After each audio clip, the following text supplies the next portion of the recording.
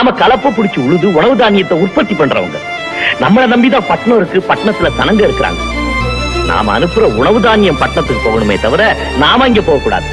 அப்படியே நாமளும் பட்டணத்துல போய் குடியேறணும்னு வச்சுக்க, சனப்பெருக்கம் ஜாஸ்தி ஆகி போய் சோத்துக்கே கஷ்டம் வந்துடும். கிராமத்துல இருக்கிற சனங்கள்லாம் பட்டணத்துக்கு போய் குடியேறணும்னு நினைக்கிறதே தப்பு. தப்பு.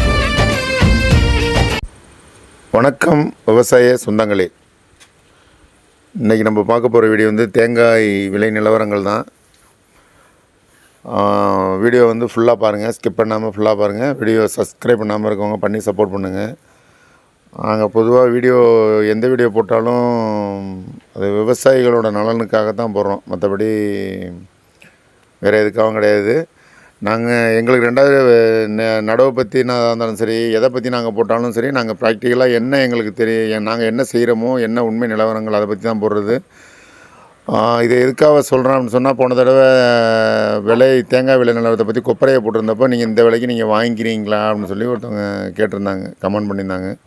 அதுக்காக தான் அந்த விலைக்கு வாங்கிக்கிறதுனா, நம்ம இப்போ ஒரு மார்க்கெட் நிலவரத்தை சொல்கிறோம்னு சொன்னால் அதுலேருந்து வாங்குறவங்க இப்போ இன்றைக்கி கொப்பரை வந்து 146 ரூபா வரைக்கும் போயிட்டுருக்கு. 146, 148 ரூபா வரைக்கும் போயிட்டுருக்கு. கிலோவுக்கு 2 ரூபா 3 ரூபா ஏறி அந்த கொப்பரை இப்போ இந்த விலையை சொன்னோம்னா இந்த விலைக்கு யாரும் எடுத்துக்க மாட்டாங்க. இதுலேருந்து வந்து இப்போ நீங்கள் மேரிகோவில் போய் கேட்டிங்கன்னா இன்றைக்கி 133 ரூபா தான் இன்றைக்கி விலை அவங்க எடுத்தது மேரிகோவில்.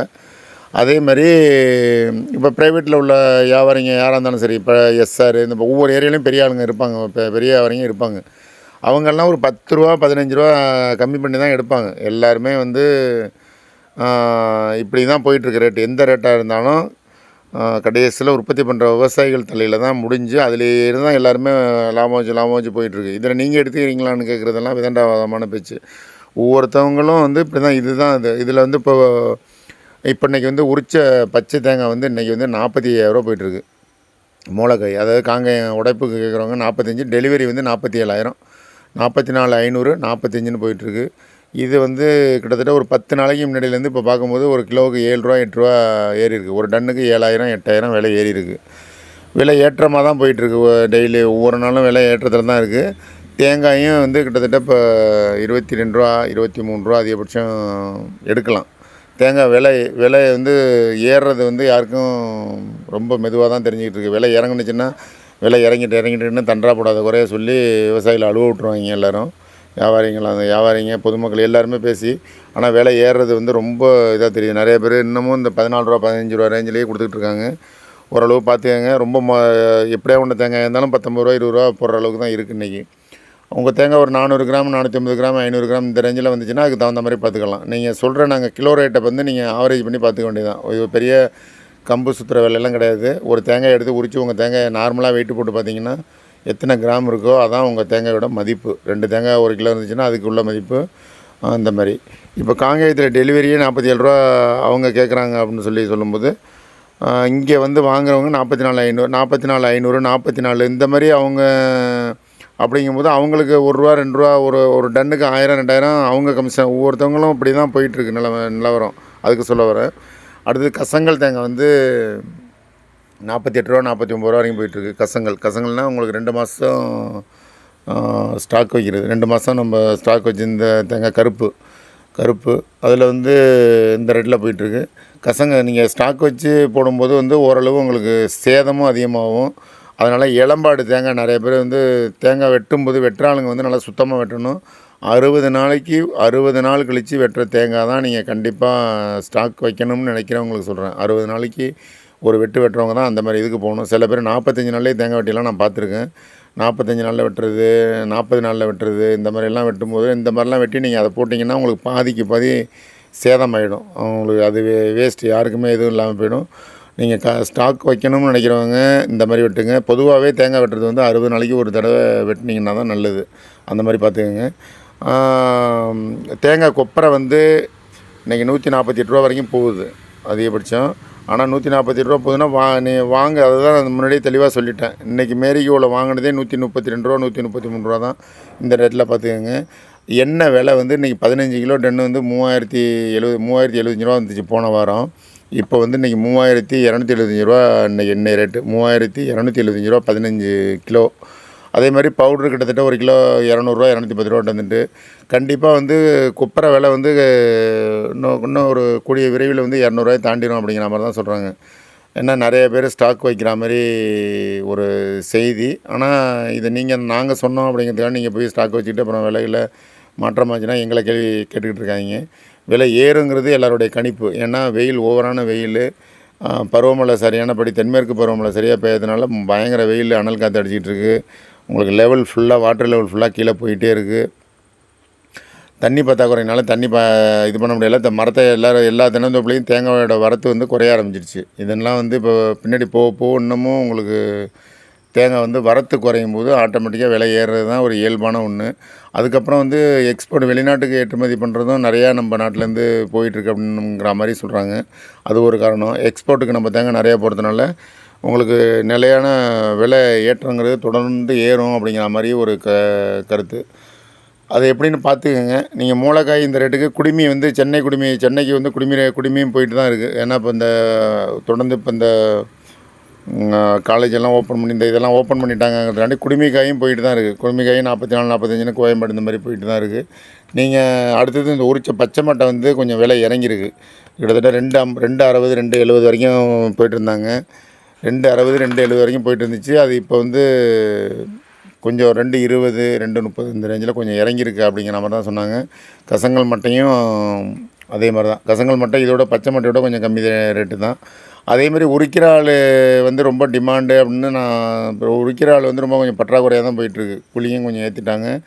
அதேமாதிரி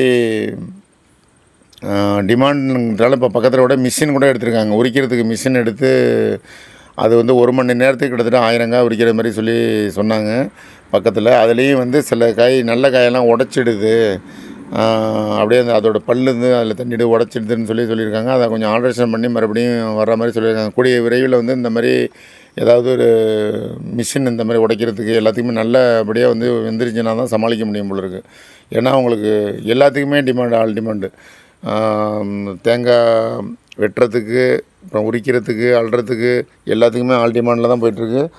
மாற்றம்னு சொல்லிட்டு ஒன்றுமே மாற்றம் அடையல. 100 நாள் வேலையை 125 நாளாக பண்ணிவிட்டு இந்த வயலுக்கு வர நடவாள்லேருந்து உங்களுக்கு எல்லாத்துக்குமே ஆள் டிமாண்ட் ஆகிட்டே இருக்குது. இதை பற்றி எந்த கவர்மெண்ட்டும் கண்டுக்கவே இல்லை. இப்போ புதுசாக வந்திருக்கவங்களும் இதை பற்றி யாரும் விவசாயத்திற்கு அந்த 100 நாள் வேலையை ஏதாச்சும் பயன்படுத்தி இப்படி பண்ணால் தான் ஏதாச்சும் விவசாயத்தை பாக்கி நாளைக்கு இது பண்ண முடியும். எல்லாத்துலேயும் வந்து இன்றைக்கி வட இந்தியர்கள் தான். வட இந்தியர்கள் இல்லைன்னா இன்றைக்கி தமிழ்நாடு இயங்காதுங்கிறது தான் உண்மை. நீங்கள் சும்மா வேணால் நீங்கள் சொல்லிக்கலாம். ஆனால் இன்றைக்கி எல்லா ஃபீல்டுலேயும் அவங்க இல்லாமல் எந்த வேலையுமே நடக்கலை. பாருங்கள், இந்த மட்டை அள்ளுறதுலேருந்து அப்புறம் நம்ம வயலில் நடவு நடுறது. இப்போ போன வீடியோ ஒன்று 2 நாளைக்கு முன்னாடி போட்டோம். அதுலேயும் வந்து நடவு நடுறது எங்களுக்கு வந்து உள்ளூர் ஆளுக்கு ரொம்ப டிமாண்டு. பற்றாக்குறையினால ரொம்ப டிமாண்டில் ரொம்ப கிராக்கியாக வந்து உங்களுக்கு எல்லாத்தையும் ரேட்டை ஏற்றிக்கிட்டு, நாற்று பறிக்கிறதுக்கு ஒரு காசு, நடவு நடுறதுக்கு அதுக்கு ஒரு தனித்தனியாக ஏற்றிக்கிட்டே இருக்காங்க. அவங்களுக்கு யாரையும் கேட்குறது இல்லை. ஆனால் நம்ம உற்பத்தி பண்ணுற பொருளுக்கு வந்து நம்ம விவசாயிகள் மட்டும் எந்த விலையும் யாரும் நம்ம ஏற்ற முடியாது. மற்றவங்க தான் ஏற்றுறது இறக்குறது எல்லாமே. ஆனால் உலகத்தில் எல்லோரும் வந்து அவங்கவுங்க பொருளுக்கு அவங்கவுங்க தான் விலை வைக்கிறது, அவங்கவுங்களே சம்பளத்தை ஏற்றிக்கிறது, இதெல்லாம் நடந்துக்கிட்டு இருக்குது. அதனால தான் உங்களுக்கு விவசாயிகள் எந்த தொழில் பண்ணுறவங்களாக இருந்தாலும் சரி, உற்பத்தி பண்ணுறவங்களுக்கு எந்த லாபமும் கிடைக்கிறதில்ல.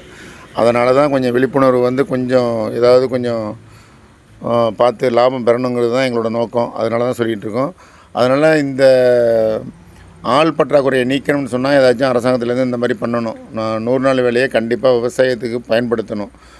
அது மாதிரி பண்ணால் தான் விவசாயிகளை காப்பாற்ற முடியும், விவசாய தொழில் தப்பிக்கலாம். இப்போ இந்த தேங்காய் வந்து உரிக்கிறதுக்கு ஆள் டிமாண்ட்னு சொன்னல, நிறைய பேர் வந்து விலை ஏறிட்டுன்னு சொல்லி எனக்கு ஒருத்தவங்க ஃபோன் பண்ணி சொன்னாங்க. ஆள் கிடைக்காததுனால அவங்களே 6000 காயை வந்து நாங்களே, அதாவது ஒரு 3 பேர் சேர்ந்து அவங்க குடும்பத்தில் உள்ளவங்களே கொஞ்சம் கொஞ்சமாக உரித்து உடைச்சி அதை கொப்பரையாக பண்ணி கொண்டாந்து நாங்கள் விற்றோம் அப்படின்னு சொல்லி என்கிட்ட சொன்னாங்க. அந்த அளவுக்கு கொஞ்சமாக தேங்காய் இருந்தாலும் நிறைய பேர் போய் அதை பண்ணி கொடுக்குறதில்ல. இதுக்கெல்லாம் வந்து இந்த மிஷின் சொன்ன பாருங்கள், உரிக்கிற மிஷின், அது வந்து நல்லா ஆல்ட்ரேஷன் பண்ணி அதுக்கும் வந்து கவர்மெண்ட்லேயே வந்து சப்சிடி கொடுத்து இந்த மாதிரிலாம் நல்லா விற்பனைக்கு வந்துருச்சுன்னா நல்லது. எல்லாருமே வாங்கி பயன்படுத்துகிற அளவுக்கு இதை கொண்டாடணும் கவர்மெண்ட்லேருந்து அப்படிங்கிறத நாங்கள் ஒரு வேண்டுகோளாக வைக்கிறோம். இந்த மாதிரிலாம் செஞ்சால் தான் பாக்கி நாளைக்கும் இந்த தேங்காய் ஃபீல்டையும் காப்பாற்ற முடியும். அப்புறம் போன வாரம் பட்டுக்கோட்டையில், தஞ்சாவூர் மாவட்டம் பட்டுக்கோட்டையில் தேங்காய் விலையை வந்து ஒரு கொப்பரை விலையை வந்து ஒரு கிலோ 300 250லேருந்து 300 நிர்ணயம் பண்ணணும்னு சொல்லி ஒரு பேரணி மாதிரி போனோம். அது வந்து டிவியில் சில டிவியில் மட்டும்தான் போட்டாங்க. எல்லாத்துலேயும் வந்து ஒரு பிளாஸ்டிக் நியூஸ் மாதிரி போட்டு அது பெருசாக கொண்டு வரல. அது சும்மா அப்படியே போட்டு அப்படியே இது பண்ணிடுச்சு. விவசாயிகளுக்கு சப்போர்ட்டாக எல்லோரும் வந்து கவர்மெண்ட்டில் விலை நிர்ணயம் பண்ணணுங்கிறது தான் எங்களோட நோக்கம். கவர்மெண்ட்டில் நிர்ணயம் பண்ணிட்டா உங்களுக்கு இப்போ இந்த டிபிஎஸ்சில் நெல் பிடிக்கிறது மாதிரி அவங்க ஒரு ரேட்டுக்கு வாங்கி இப்போ மக்களுக்கு வந்து கம்மி ரேட்டு கொடுக்குறது மாதிரி வாங்குகிற பொதுமக்கள் பாதிக்கப்பட மாட்டாங்க. அவங்க கவர்மெண்ட்லேருந்து விலை நிர்ணயம் பண்ணி வாங்கி அவங்க ரேஷன் கடையில் கூட இந்த பாமாயில் கொடுக்குறதுக்கு நிப்பாட்டிட்டு தேங்காய் எண்ணெய் கொடுக்குறதுக்கு நம்ம முதலமைச்சர் ஏற்பாடு பண்ணணுன்னா நல்லது.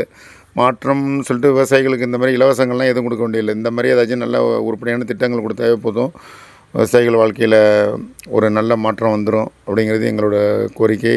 இளநீ வந்து 40 ரூபா 45 ரூபா விற்றுக்கிட்டுருக்கு. அதே நம்ம இடத்துல வந்து வாங்குறது வந்து 30 ரூபா 35 ரூபான்னு வாங்கிட்டு இருக்காங்க. டன்னு 19,000 வரைக்கும் போயிட்டுருக்குன்னு சொல்கிறாங்க. கொட்டாங்கச்சி ஒரு கொட்டாங்கச்சி தொட்டின்னு சொல்கிறோம் பாருங்க, அது வந்து ஒரு கிலோ 35,000 வரைக்கும் போயிட்டுருக்கு. ஒரு டன்னு 35,000 ரூபா போயிட்டுருக்கு. ஒரு கிலோ 35 ரூபா. நம்மள்ட்டேருந்து வாங்குறது வந்து கொஞ்சம் கம்மியாக தான் வாங்குவாங்க. எந்த பொருளுமே நான் சொல்கிற விலை வந்து கரெக்டான வேணா லோக்கலில் வந்து அதோட ரூ. 1 2 ரூபா கொஞ்சம் குறைச்சி எடுப்பாங்க. அதுலேருந்து நீங்கள் கணக்கு பண்ணிக்கணுங்கிறதுக்காக தான் நாங்கள் விலை நிர்ணயம் சொல்கிறது. 500 1000ங்கிறது கொஞ்சம் மாற்றத்துக்கு உட்பட்டது தான். அதை பார்த்துக்கோங்க. வீடியோவில் ஏதாவது டவுட்னா கமெண்ட் பண்ணுங்கள். வீடியோ பிடிச்சிங்கன்னா லைக் பண்ணி ஷேர் பண்ணுங்கள். யாராச்சும் ஒரு தெரியாத விவசாயிங்க தெரிஞ்சுக்கிட்டால் நமக்கு நல்லது தான். நம்ம சேனலோட நோக்கமே வந்து விவசாயிகள் லாபம் பண்ணணுங்கிறது தான். அப்புறம் வீடியோவில் ஏதாவது டவுட்னா கமெண்ட் பண்ணுங்கள். மீண்டும் ஒரு நல்ல தகவலோடு நல்ல வீடியோவில் சந்திப்போம். நன்றி, வணக்கம்.